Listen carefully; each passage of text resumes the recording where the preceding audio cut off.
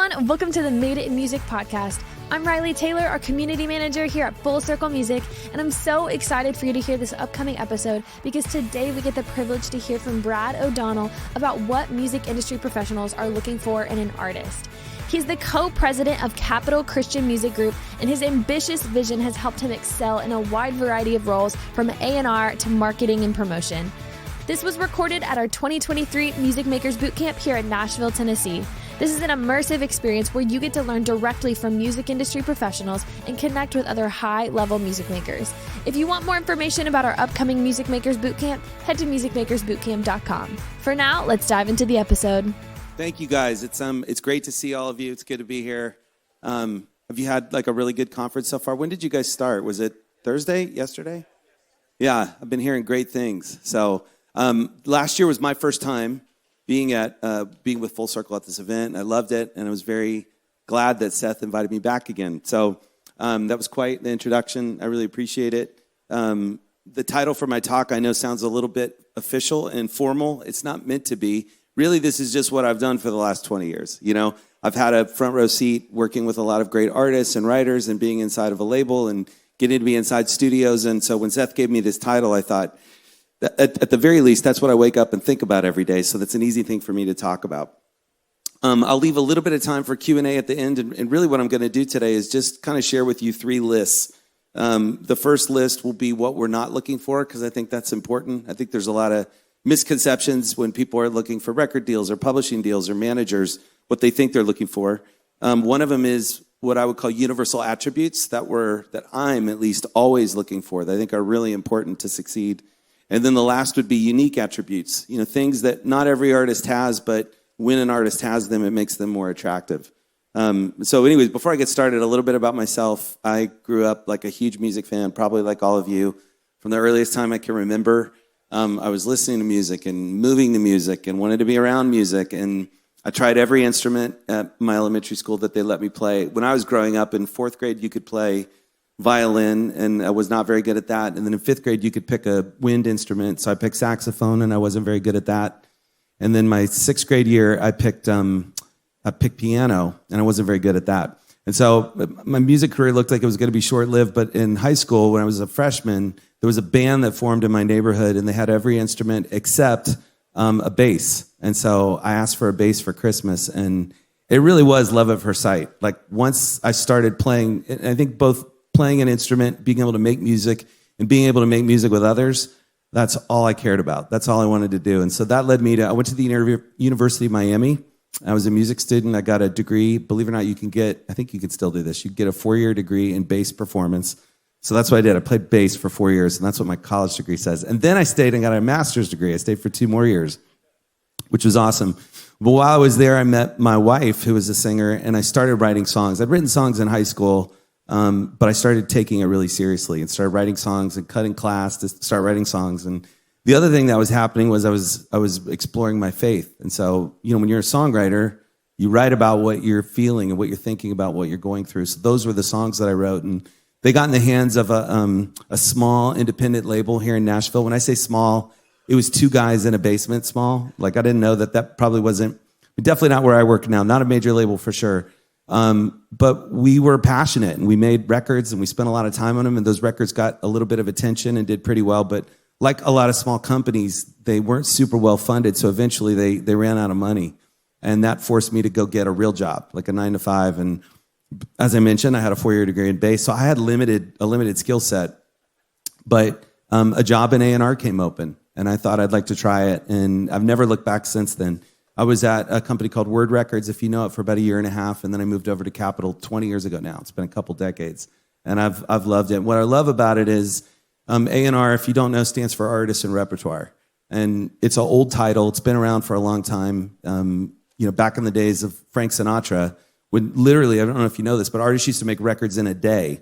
So an A&R person would go find the songs, they'd get the charts written, they would get the band book, they'd get the studio book, they would make sure that Frank was at the studio on time.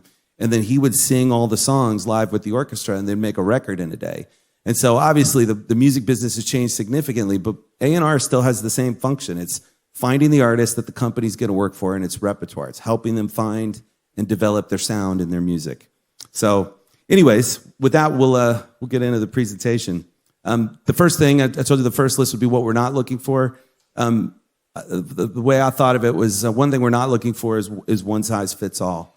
I think sometimes you can come to a conference like this, or you can read articles online and whatever. It's like the secret to starting a career in music.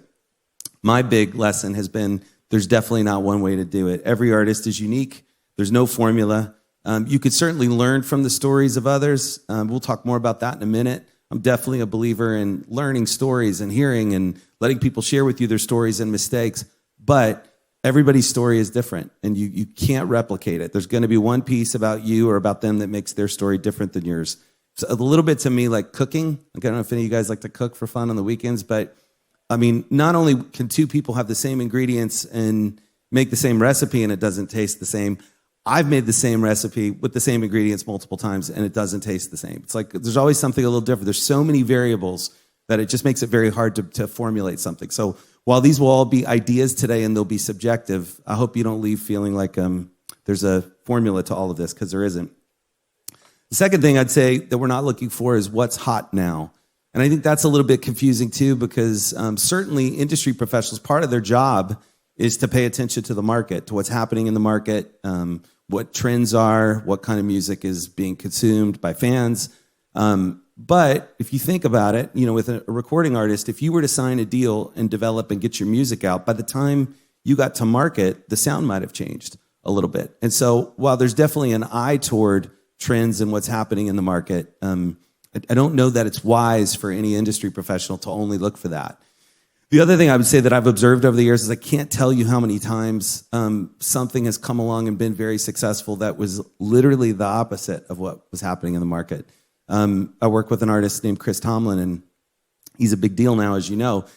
Like when I first started working with him, he most definitely was not a big deal. And our radio format, I can remember seeing sheets when our radio team would call out and they'd say, will you play Chris Tomlin's song? And most Christian radio stations would say no, which is funny now because they play a lot of Chris Tomlin. But the reason they gave was they said people don't like to hear worship music Monday through Saturday. They want to hear it on Sunday morning going to church or coming from church. And obviously 20 years later, it's completely different.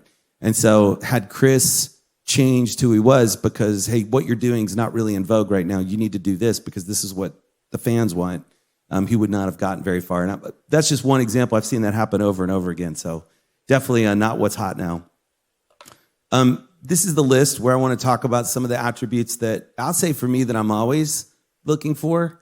You try not to compromise on anything. And as I said a minute ago, every artist is unique, but there are certain things I think, at least when I run my filter through and I'm meeting with somebody, these are the things that I'm always looking for. If any of them are missing, I've observed over time it can cause problems down the road. The first one, and it's at the top of the list because I think it's the most important, is integrity or character. Everybody defines integrity and character a little different, I think. I like the definition, just you're true to your word. You do what you say you're going to do. You take responsibility when something's your fault. You put the success of others ahead of yourself. Those are some of the ways I would define integrity or character. And I've found character and integrity are tricky. They're probably tricky in any business. Music business is no different. Because usually there's a shortcut, right? If you make a mistake and if you can hide it, that might save you a little grief in the near term. But in the long run, people find out. They find out that you're somebody that doesn't own up to the mistakes that they made. So, and character and integrity, I would say, don't reveal themselves right away. What I've always found is usually after about 6 or 9 months, most of us, you get to know a person. They out themselves. And so in our process, usually it's a little like dating. People make that analogy a lot. You do a couple phone calls, you take a meeting, maybe you fly out to meet them in their hometown to see them play a live show. And so it takes time, but usually you can start to determine, is this someone who's a person of their word and who does what they say they're going to do or not? So in my personal opinion, this should be at the top of everybody's list because I think if it is, whatever you do, you'll find success. The second universal attribute would be people who are listeners and learners. And I found that to be consistent as well. So I haven't found any exceptions to this. Great creatives and executives are listeners and learners. I found that the most successful people are both smart and sensitive. They're always listening, they're always learning, they're always adjusting what they think and what they do. They're not afraid to change their opinion. The other thing I think that's interesting is they listen regardless of someone's position. I think we all would say if we met somebody who was really wise or experienced that we'd want to hear what they had to say about a particular area. But what's interesting, and I watch this happen with artists all the time, is they'll develop a group of people that they share their music with who are normal listeners. My 18-year-old daughter, Fallon, is in the room. And I remember when I was working with Toby Mac on his records, and he would send them to me, and he would say, hey, can you play this for Fallon? This is probably 10 years ago when she was 8. And he said, can you tell me exactly what she says? Because he wanted to know, like, you're a professional, whatever, you're a suit. I want to know what a real fan, someone who's 8 years old, thinks about my music. And I've seen that happen over and over again. I think artists are smart. They're listening to the experts, but they're also they find other people in the world who have something to add. I do want to clarify, I don't think that means listen to everyone. So listen to people who are in different positions, whether they're experts or not, but don't listen to everyone. Because the flip side of that coin is everybody's going to have an opinion about what you do. And I think it's okay to look at the source who's telling you this thing. And if they might have a career or a lifestyle that you think, well, that's not where I'm going anyway. So they may feel a certain way about me or what I'm doing, but that's all right that they don't get it because I'm not headed to the same destination that they are. But all that said, the last thing I'll say is about listening and learning is don't be afraid of criticism. I can be a sensitive soul, and I know I found most creatives are. It's like showing somebody your baby when you show them your music or your songs or something that you created, and it can be hard when they're like, I don't like it. I don't think it's great. But I found in those instances, if I can I don't have to agree with them, I don't have to change anything, but if I could just be quiet and listen for a minute, if I can say, that's interesting, what don't you like about it? They might say something that even if I disagree, for example, they might say, well, I can't understand the words. Well, that's helpful feedback. Maybe the vocal's a little quiet in the mix that I have. And so anyways, I think it's tempting at times when somebody doesn't like it to just move on as a creative and find someone who does, because as creatives, we get life from that. It feels good when and we need that. We need people who cheer us on. But I also think I've learned the most often from people who were critical of what I did. And that's a lot of what I try and do in my job too. The next universal attribute I thought of was work ethic. The most successful people outwork everyone else. It was interesting when I was moving into the role of leadership in my company. I wish I could find it. I think it was a Harvard Business Review article, but it was a study of the top 500 CEOs in America. And what they were trying to figure out was, what attributes do they have in common? Are they extroverts or are they introverts? Are they technical experts or are they more people? And what the article's findings were, which I thought were really interesting, was people who are leaders are all different types of people. But the one thing they had in common was they were probably the hardest working person in their company. And I've definitely seen that with artists. It's easy. I know I felt this way before I got to peek behind the curtain. Their lifestyles look glamorous, right? It's like they're on stage, they're in front of a bunch of people, they're releasing music, other people are posting, they have tens of thousands, hundreds of thousands, millions maybe of followers on Instagram. When you peek behind the curtain, there's a lot of hard work that goes into it. And so I would just encourage you. You guys are here, I'm assuming, because you're committed to your careers and whatever you're pursuing in music. You're not afraid to work hard. You're not afraid to take a few vacation days. You're not afraid to chase your dream a little bit. But I would just encourage you with that. We all want to, over time, we want to work smarter rather than harder. But what I've found is most of us, I don't know how you find smarter until you've worked harder. You've just done a lot of reps, if that makes sense. I mean, when Aaron and I were pursuing the record deal I mentioned a minute ago, I didn't know what to do. We were in Miami, Florida, and I knew that the music we'd made was faith-based and that I thought maybe some label in Nashville might be interested. So at the time, the Gospel Music Association had a printed guide they would sell you, and it had addresses of every manager, agent, and record company in Nashville. And so I didn't know anything. So I bought 500 mailers, and I sent our CD to all 500 people in the book. And then this is like back before cell phones. I called all of them. They had their number in the book too, so I'd call them. My name's Brad O'Donnell. I sent you a CD. Did you get it? I'm not encouraging this, by the way. That was definitely not working smart. I would definitely not do that today, but I was working hard. And I think over time I learned how to work smarter, and most people do, but I think it starts with working hard. The next attribute I would say is being competitive. Another article I remember reading a few years ago, I don't know if you guys have ever heard of Clive Davis. He was an executive that started Arista Records, very successful for decades. He was asked in Billboard magazine, what is the number one quality that you think it takes to make it in the music business? And I thought it was interesting because he said competitive. And I remember at the time thinking, I thought would think more creative or talented or, I don't know, hardworking, like I just said. But he said competitive. And I think there's I have found that to be true. In my own experiences, I've worked with different creatives and artists and songwriters and producers.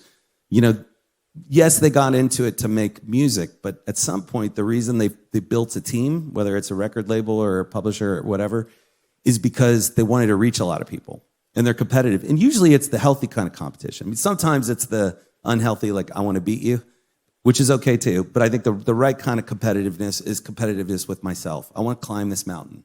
I want to get to the top of it. I have a goal and a dream and a vision, and I'm just going to keep going until I get it. It's interesting because when I work with artists, usually they're charming at first. I mean, they're usually good people. You meet them and they're fun to talk to, so you don't see that side of them at first. But what I can tell you is once their music gets into the market and the first single goes to radio and it's not going as fast as they hoped it would, then I get the phone call. Hey, why is my single not working? Why did this thing that we talked about, is it not going as well? Not in an accusatory way, just because what I've observed is they're hard on themselves, and therefore they expect a lot of their team. They expect a lot of themselves, therefore they expect a lot of the people they work with. I love that. I don't know why I would want to give my time and my energy to somebody who didn't have high expectations for themselves. So I don't mind that they have high expectations of me and our company as well. So anyways, I think that's a really important thing to keep in mind. The next universal attribute I'm looking for is vision. And I would define that as a sense of purpose for their music, who they want to reach and how they want to reach them. It's always interesting to me, and I'll give you like the inside scoop. And not everybody does this, but if you're in an A&R meeting, one of the questions I usually ask is, who are you making music for? Like, why do you want to make music? Who are you trying to reach? And what's fascinating to me is the best artists have an answer, like right there. They can tell you right. Like I remember one artist who's very famous saying, he's a worship leader, and he said, I can hear a group of people singing inside my head. I want to write the songs that I hear them sing. And another one of them, he lived in New York, and he said, I think about that kid who has to ride the subway into the city every day and maybe doesn't have like an amazing community or a church around him. Like, I want to be their friend. I want when they put their earbuds in and they listen to my music that it reaches them. One other artist, he made music that was really appealing to the whole family. And he said, when I write a song and I play it, I'm thinking about the family in the car together, having fun. I'm thinking about dad up front, mom driving, kids in the back seat. I want to make something that everybody connects with. And so anyways, your vision is very personal, right? It's up to you, but I would encourage you to spend time thinking about who are you making music for and being able to articulate it. It's like anything, right? If you go for a drive and you don't put into your GPS the exact location where you're going, it takes a lot longer to get there if you think you're just going to find it when you see it. If you put it in, you can find a much straighter path to where you're going. The other thing that I would say is great about vision that I think people don't think about or know all the time is great artists say no a lot. They get asked to do things and they just say, that doesn't work. Usually when they're saying it, it's not because they don't want to do it. Maybe sometimes they're tired or there's something else going on, but often it's because it's not a fit for them. They know that's not what they were put here to do. They know it's not where they shine. They know it's not their purpose. And so I think when you have a great vision and a clear sense of your vision, it helps you make decisions. Because if you do pursue a career in music, you're going to have a bunch of people like me who have great ideas, right? We're going to say, I think you should do this. What if you wrote a song like this? And so as all these ideas are coming at you, if you don't have a grid or a filter to put them through, it's very confusing. I mean, I'm sure you guys, when I think of some of my favorite artists, I can remember them in interviews saying, yeah, I made that record. I'm not really proud of it. It didn't connect. And, that's, I think smart artists don't want to make that mistake. Nobody gets 100% right, but in a perfect world, you're able to evaluate all the information coming at you because you have a clear sense of who you are. This one seems obvious. I put it last on the list, but because we'll talk about it in a minute, but I think talent is obviously an attribute you're looking for. You have to have this. I think the reason I put it last is sometimes people feel like there's one kind of talent, right? Like to get a record deal, you have to be an amazing singer, but we can all think of like great singers that we love who are great communicators. Not everybody is Adele and has her pipes and can sing the way she does, but there are other people who are just amazing songwriters. There's something about when they sing their own music, you feel it and you're really drawn to them. Some people are, like a lot of bands are just really great live. Something happens when they're on stage. There's a chemistry, there's an electricity. So I always feel like talent is the ticket that gets you in the door, because the inverse is also true, right? All of us in this room could name 10 people that we know that are unbelievably talented. Maybe one of the best singers you've ever heard, one of the best guitar players you've ever heard, and they're not famous. They're not pursuing it full time. That's why all those other attributes on the list are important. If you remember chemistry class, did you ever do one of those experiments where your chemistry teacher had you put all of these elements in a beaker, and then there's the thing called the catalyst, and you put that in and there's an explosion or smoke comes out or whatever? I feel like talent is kind of that way, that you can have talent, but it's really more how it mixes with these other attributes that makes a reaction happen for an artist. All right, so we'll move on to the last list now. These are the attributes that I would say you find to some extent in different artists. Nobody has all of them. We talked about that earlier. Every artist is different. Getting back to the food analogy, I like to think of this as a menu a little bit, and that it's like you're looking for some of these, not all of these, because nobody has it all. The first one is commercial viability. A person who's at a record company or a publishing company or management company has to believe that ultimately with your music, there's potential for an audience, right? I mean, that's, at the end of the day, they can't feed their family and work if your music can't reach a lot of people. So commercial viability is important. There have been a number of people who are very talented over the years, but for me, what I've observed is maybe what they do is so specific, like it's really good, but it's so specific that you think, I think this is only going to reach a limited amount of people. And so that would be something that I would say is excellent, and they're really talented, but maybe it lacks commercial viability. Doesn't mean that the quality of what they're doing isn't great. It just means that it's going to be difficult to sustain a career and put a team around it. Another key question, which is connected to this, which sounds obvious, but it's something to think about, is do they want to reach a wide audience? I've met with a lot of really talented people who I think like the idea of making records, playing music with their friends, putting it out. But it's like when you talk about some of the things we talked about earlier, like here's what it's going to take to reach a lot of people and actually build a career. That's not really what they want at the end of the day. I've had the other thing happen too, where I've worked with great artists who worked, and at a certain point they felt, as successful as I am, I'm just not happy. Like the cost of pursuing this is not something that I want. So commercial viability is a two-way street. To me, it's both about, does what you're doing inherently have the ability to reach a wide audience? And then recognizing what it's going to take. Is that a change you want to make? Is that something you want to pursue? And that's up to you. The next thing is measurables. This is a big buzzword in the music industry over the last 3 or 4 years. If you're not aware, it's another word for data. But the whole kind of business industry has really changed, and music is no exception, right? They're looking at data all the time. Before, if you got a meeting with an A&R person at a record company, before you go in, they've looked at your Spotify page. They know how many monthly listeners you have, how many streams your biggest song has.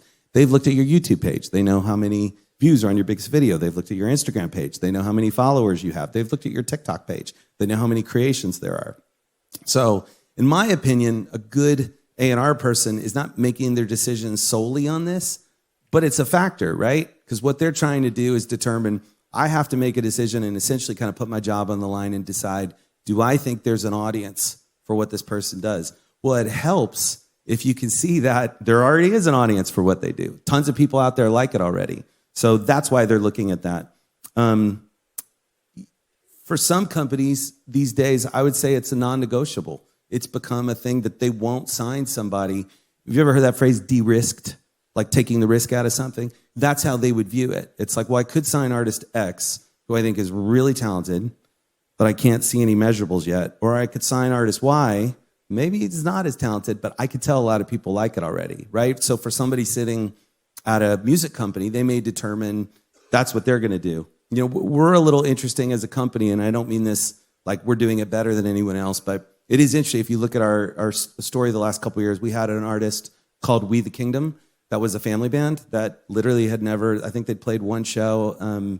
They'd never been on socials before. They'd never released one song, so they had zero measurables. 2 years ago, we released an artist named Ann Wilson. She was 16 when we signed her. She had no socials, nothing released online. She did have a video on YouTube that had gotten a little bit of reaction. So I would say for us, our philosophy is more, it's somewhere in between data and gut. My boss at Universal says, and I like this, he says, if you're doing it all gut and no data, that's probably wrong. But if you're doing it all data and no gut, that's probably wrong. It's a weird kind of blend of both. You kind of want to use, and so there are moments where you just go, like in those two instances, I'm just going with gut. I just think this is really special, and we're going to see what happens, see if anybody else likes it. But most of the time, you're looking at some measurables and some data too. The next one, and we talked about this earlier with talent, is musical songwriting or vocal ability. I talked about talent earlier and how it varies and how you have to have some of it. What I think is different about this is many successful performers lack one or even more than one of both of those things. And the other piece I would say about when I call it ability is it's highly subjective, right? I mean, we've all played music for our friends or they've played it for us. And it's not just that you don't like it. You don't think it's very good. Like you don't think the person sings very well. You don't think the song's very well written. But what is interesting about data and what we talked about a minute ago is you can see that somebody loves this. Look at these numbers. A lot of people are listening to it. And so anyways, that's still really important. Just to prove how subjective it is, for example, at our company, when we have an artist come in, we'll come in and so we'll meet first.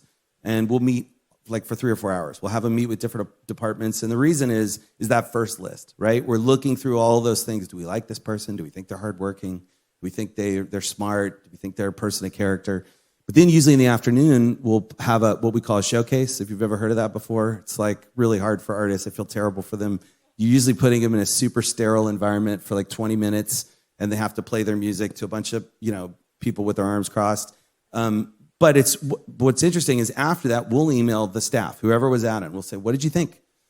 What are your thoughts? And it's always fascinating to me because these are people who I think are really smart and they're all proven executives, and I work with them all day, every day, and you will get radically different feedback. I didn't like this part. I love this part. I think this is one of the most exciting things we've looked at as a company. I don't get it at all. Are we really going to sign this artist? I mean, it's literally all over the map. And so that's why I've got it on this second list. It's not because musical songwriter or vocal ability aren't important, but because it's very subjective in terms of how you define it. This next one is team. I think this is personally really important. This could be a producer, a manager, attorney, agent, or some combination. Again, I think, and all the great artists I've ever worked with will say this, when you see them on stage, you think it's them, but you probably heard them in a speech at an award show or something, say, I couldn't be here without my team, and they'll thank the people that work closely with them. It's all really true because I've seen both sides of it. I've seen an artist that has a great team and they get even further than I thought they were going to because they've got really smart, hardworking, ethical people around them. And then you see people who are really talented and have their heart in the right place, maybe even made a great record, but they didn't have a manager that was the right fit. They didn't have the right booking agent that could get them on the right tours. And so I think this is really important, almost important enough that I'd put it in the top category, except that oftentimes record companies are often the first people to sign on. We usually give an advance, if you know what that term is, where it's like cash up front to an artist. And so because of that, usually they'll come to a record company first because they want to make sure they have that piece of the pie. Either record company or manager early on.